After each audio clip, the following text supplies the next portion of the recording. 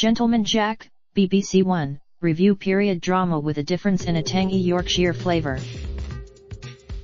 If you pitched the idea for Gentleman Jack to a commissioning editor, they'd probably reject it as too far-fetched. A 19th century woman manages her family's extensive Yorkshire estate, becomes a coal mining baron and travels the length and breadth of Europe, all the while keeping a diary in code which details her lesbian relationships. Video Gentleman Jack's official trailer Evening Standard.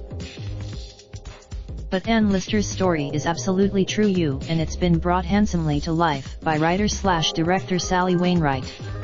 She adds dry York gallery. Grab some snacks and binge on these 22 iconic British period dramas. Pops Yuga. From her first appearance taking the reins of the stagecoach that's taking her home from her latest foreign jaunt, Jones Lister is a force of nature. She oversees but Wainwright skillfully shows that beneath the haughty, deliberately provocative exterior is a complex, charismatic, and passionate woman, who hates the banal and is determined to find happiness on her own terms.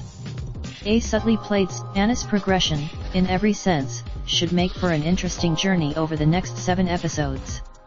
But here friends, addressing the reader was a classic 19th century fiction trope, and there's more than a touch of Jane Austen here, both in the subtle wit and the sense of characters whose true nature is still to be revealed. The song over the MSN UK are empowering happiness for Mental Health Awareness Month. Find out more of Raindrop, drop top, top smoking, no cooking the hot pot. Fucking on your bitch, yeah, that. Looking up, open the park pot.